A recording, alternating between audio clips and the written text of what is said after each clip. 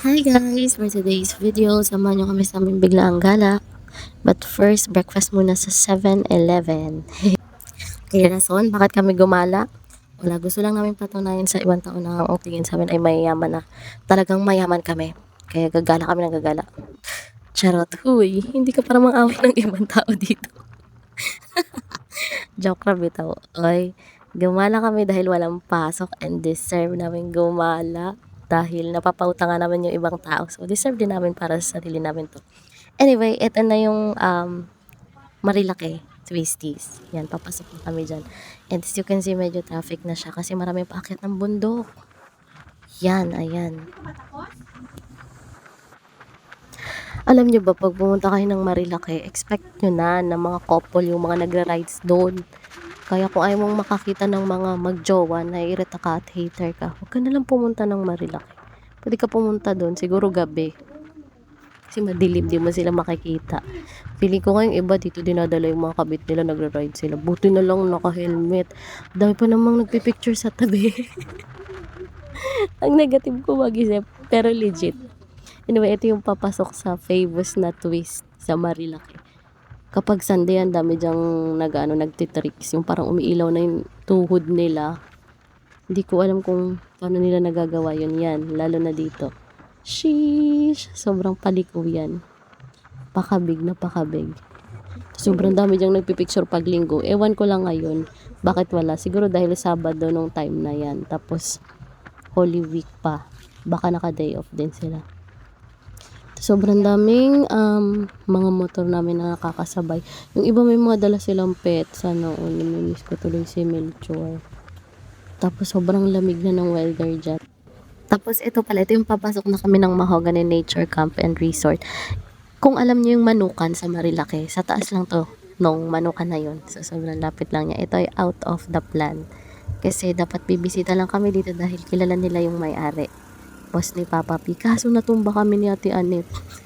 Magbalik ko, hindi ko siya natulungan. Kasi ang bigat ng motor, tapos pareho pa kaming mabigat. So, parang napila yung kamay niya. Kaya nagpahinga kami dito. Okay, ayan. Yan na yung after naming maglista ng name. And then, kinamusta ni Papa P yung mga nagbabantay. Ang babait ng mga nagbabantay dito, guys. Napaka mainit ng pagtanggap sa amin. Hala, si OA. Ayan. Ito yung pababa na kami, tapos nagulat ako kasi meron silang mga parang kubo. First time ko makakita ng ganito sa malapitan kasi sa picture ko lang yung tinitignan. Ang ganda-ganda, ang aesthetic. Tapos, kung mapapansin nyo, ang daming puno. Kaya nga mahogany, diba? Kasi puro mahogany dito. Kaya ang lamig-lamig niya. Tapos may mga ibon sila. Tapos may mga cats and may chickens. Tapos may mga pato din silang alaga. Tapos pagpasok mo, ang homey ng vibes kasi ang daming duyan. Ang aesthetic ng mga duyan nila, ayan. Tapos may pavilion sila. So, pagpunta ka dyan, may mga billiards, table tennis, pwede kang maglaro. Tapos may parang mini stage. Ayan si Boss Annette, chillax agad siya. Very Instagrammable ng mga ganito nila. Ang ganda ng combination ng colors. Super chillaxing ng view. Ayan si Jenny, very busy, diba? Kalang pinalayas kami. Dagot kami ito ni Mama. Tapos naghanap na kami ng kubo namin dito. Yung pag-i-stay. Nasabang naghanap kami ng kubo namin. Kubo number 6 kami. May ganito ko nakita. Katabi lang ng kubo number 6. Hanging Bridge, Boog.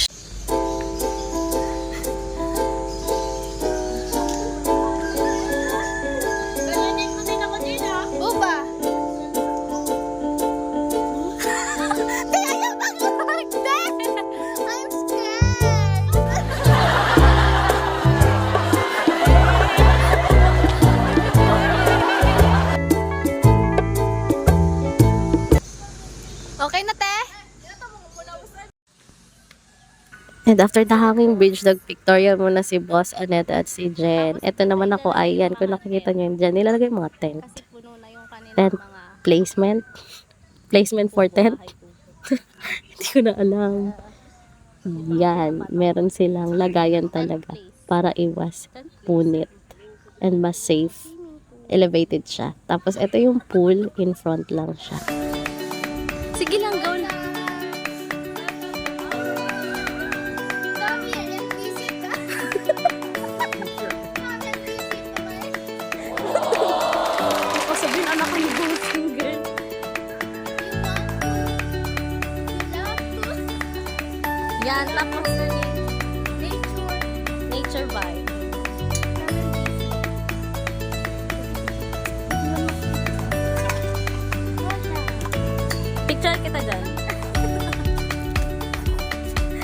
ganyan kaganda.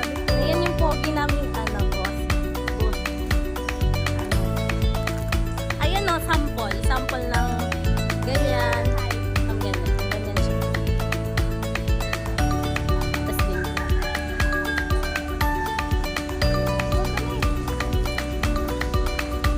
Puno na yung ganito nila. Sorry.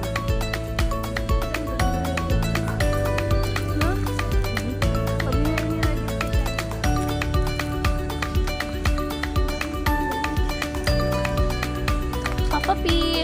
Ayun, picturean kita dyan. Ay, ganyan, ganyan. Ayusin mo. Yan. Yan, nakahawak sa ganyan. Isa pa.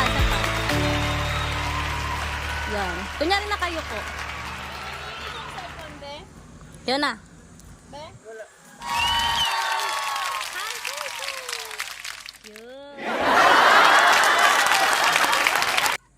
Ayan, so after na picture ni Papa P, dumiretso na kami sa aming stroll dito. So kung makikita ninyo, ito yung example ng kanilang A-house. Kaso puno siya this time, so hindi kami nakakuha. Kasi yung cottages nila, ito yung place ng mga tent. Ayan, may parang table. Tapos ito naman, papaakyat ito ng view deck number 2 kasi may 2 view deck sila dito. Yung una is sa may main gate. Dito pwede kayong mag-pictorial with your loved one. Very Instagrammable. Kung wala kayong jowa, edi selfie na lang kayo dyan. Yung hagdan nila dito is hindi siya nakakatakot kasi rough yung texture para maiwasan madulas sa maling tao. Eme lang. Si Papa P kahit saan nadadali ng gagamba. Yung view deck nila dito ay hanggang 3rd floor. Para kitang-kita talaga siya. And by the way, kung gusto niyo ng city lights sa gabi, wala ditong city lights dito sa view deck number 2 kasi puro bundok yung makikita. So, ma-appreciate nyo siya kung mahilig kayo mag-stargazing and mahilig kayo sa mga bundok. Ito naman yung view niya kapag nasa 3rd floor ka na ng view deck. Ganyan, sobrang green yung makikita, sobrang refreshing.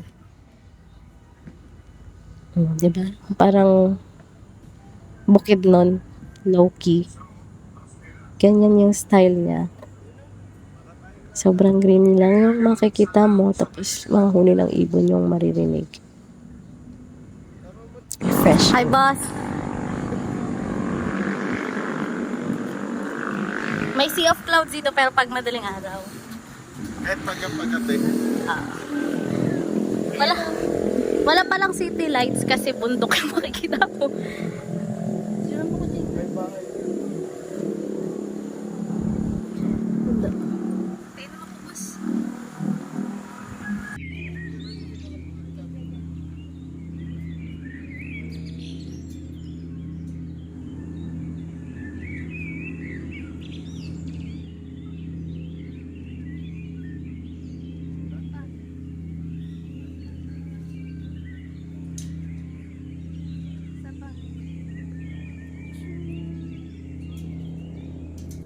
So, tapos na tayo sa view deck number 2. Punta naman tayo ng view deck number 1. Tapos dito kami dumaan sa likod para ramdam namin yung nature.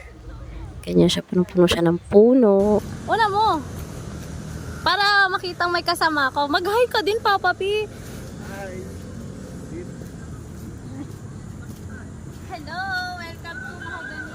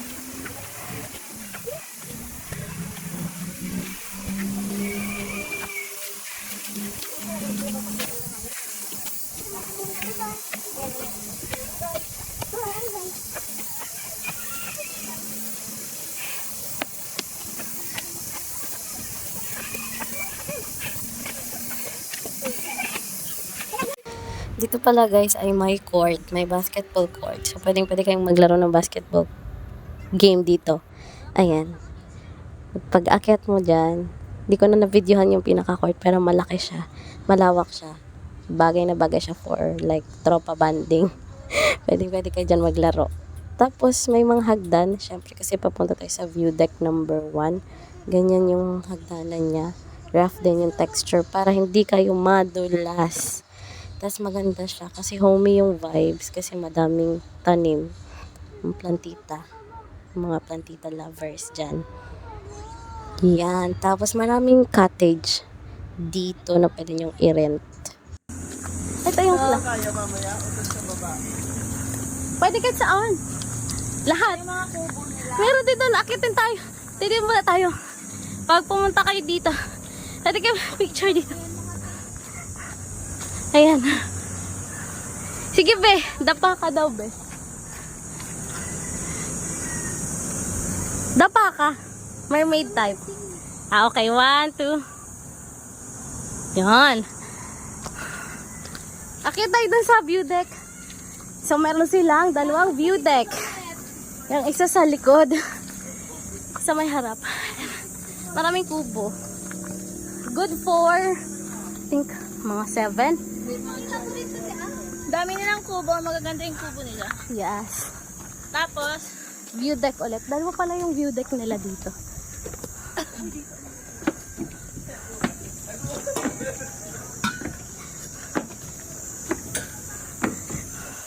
First palapag. Ay, ito pala yung daan.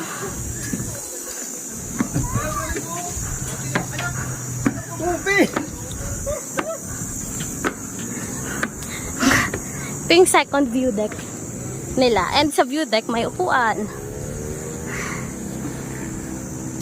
Yun. Sarap dito. Mamayang gabi balik tayo sa view deck. Tapos dala tayo ng sandin. Para siyang tree house. pwede mag-bonfire. Mag-bonfire. Sayang dapat madami. So, ito yung unang view deck. View deck number 1 na malapit sa main gate. Tapos, may swimming pool dyan, pang adult and for kids. Kasi yung nakikita nyo dyan, yan yung mga villa. Villa yung tawag nila dyan eh. So, for family yan. Kung gusto ninyong mag-overnight. May kitchen na din. And then, may playground dyan. Pwedeng maglaro. Tapos, pwede kayong maglatag ng net if gusto ninyong mag-volleyball or maglaro. Yan. Meron ding pool doon sa dulo. Yan ay adult pool. Very spacious siya. Dahil sadya siya. Kasi nga, villa ay for big groups. Normally pang family yan. Tapos kung mapapansin nyo, palaging may solar. Kasi they use solar para magkaroon ng kuryente. But yes, may internet dito. 24/7. Kung gusto nyo, kailangan nyo lang mag-avail. Like, may bayad per device yan. Tapos depende sa oras. Group ano lang? Group vibes. Para siyang talaga, hindi siya as in resort. Talagang pang campsite lang siya halos. Ayun, ganito siya. Pero goods na to pag may kayo team building. Nakita ko yung Tapos after namin sa view deck, napag-desisyon na namin na kumain sa labas kasi gutom na kami. Yan, so biyahe kami dito, naghahanap kami ng kainan. Sobrang init, mga around 10 a.m. yata yan. So kung mapapansin nyo, marami ng sasakyan kasi maraming guests sa Tanay ngayon dahil malamig sa Tanay. Para siyang low-key Baguio for me. Yan, so dinaanan namin yung Cafe Natividad. Sobrang daming tao dyan, pila. Kaya dito na lang kami sa BNK. Kalimutan ko yung meaning ng BNK. Basta nandyan yun. May signal dito yung Smart and Talk and Text pero hindi siya ganun kalakas. I mean, hindi siya ganun kabilis. Tapos malawak yung space. May Wi-Fi vendo. Maghuhulog ka lang. Pwede dyan. Sobrang lawak ng space dito. Yan yung mga menu nila. Tapos ito yung in-order namin. Sulit yung food, the best. So, after namin kumain is umuwi na kami para mag-prepare ng aming dinner. Yan, nagmamarinate na kami ng aming dinner. So, bumili lang kami sa labas ng pagkain kasi hindi pa available yung foods. Pwedeng orderin. Habang nagpe-prepare, yan, gumagala ako. Ito yung pavilion. And may common kitchen dito. Di na kayo mong problema sa mineral kasi sharing, for sharing lahat dyan. Pati mga sibuyas, ganun. Ito yung bonfire place. Sa harap niya ang swimming pool. Ganyan. Tapos pwede kayong mag-ihaw dyan. Ayan na si Papa P. Nag-start na siyang mag-ihaw. Tapos habang nag-iihaw, ito si Jenny Ann. Chillax lang, nagdodoyan. Gitang-kita ko dyan sa bahay. Kaso puno kasi siya. So hindi namin siya ma-avail. Tapos kailangan yung magpa-reserve lalo na pag weekend. Kasi maraming pupunta dito. Yan. Video lang. Habang naghihintay maluto yung pagkain. Okay, ito yung common kitchen. Yung pavilion pala nila, may billiards dyan. Pwede kayong maglaro. May dart, may table tennis. Tapos pwede kayong mag-video okay hanggang 10 p.m. Diba? In-game na in-game si Boss Annette. Go, Boss Annette. Yan. Tapos mababait yung staff dito. Magagalang sila yan. Ayun sila. Diba? Lagi nakasmile. Sana all. Hindi mainitin ang ulo. Si Ate Annette ay nag-iihaw ng aming dinner habang maaga pa. Para mamaya, magpe-prepare na lang kami kapag kakain na kami. Ganyan. Diba? Nakaka-chillax yung vibe. So, dito naghanap kami na dyan ng mabibila ng hotdog. Hotdog kasi gusto namin hotdog. Kasi nakita niyo yung trampoline. Tapos ito guys, ganito yung itsura niya kapag gabi na doon sa loob ng campsite. So, may ilaw doon kasi nga may solar sila, tapos may generator pa. 'Di ba? So yung vibes niya is hindi siya ganun ka-crowded unlike other resort kasi for camping purposes siya. Tapos with nature talaga. Ganyan. 'Di ba? Ang cute. Mukha lang siyang maliit sa video kasi I don't have drone. Pero sobrang lawak ng lupa, ng area. Pwede kang mag-chill. Tapos ramdam mo na may privacy ka kasi maraming puno. Tapos malaki yung space, malaki yung distance ng bawat cottage. Tsaka nung mga tent place. Yan. Yung bonfire nila is parang 100 pesos yata. Tapos, may kasama na siguro siyang kahoy. Ganyan. Saktong-sakto siya kasi ang lamig dito, guys. Sinasabi ko parang siyang Baguio. So, ayan. Nagbo-bonfire na kami dito. Tapos na kami dito mag-dinner. Tapos, nagiinom-inom kami. Tigi-isang bote lang kami ng Sunmig for life. Ang mga cutie girl. Yan, ganyan siya. Tapos, eto kami ni Jen sa loob ng tent after namin mag-bonfire kasi matutulog na kami.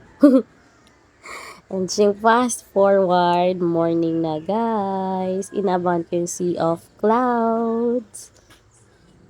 Yan. Clouds is here.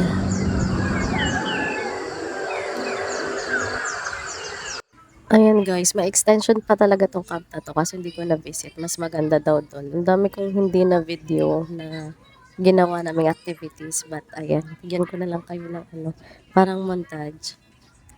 Basta yun, worth it yung place. Ayun, sobrang ganda ng place. Hindi siya usual na kinakampingan. I mean, nililiguan. Kasi may camping na pwedeng mag-trekking if you want. Worth it yung place guys. Sana sa pag-share namin ng video na to, makonsider nyo i-visit yung Mahogany Nature Camp. Ano sila? May Facebook page sila. Tapos ilalagay na lang namin dito sa video. Ayun, sobrang chillaxing. Away from the city. Ito yung mga ginawa namin. Yan. So, kung gusto nyo ma-experience, puntahan nyo lang kasi mura lang naman siya. At malapit lang. Kung gusto ninyong isama yung family niyo pwede or mga friends. Yun lang. Chill, chill.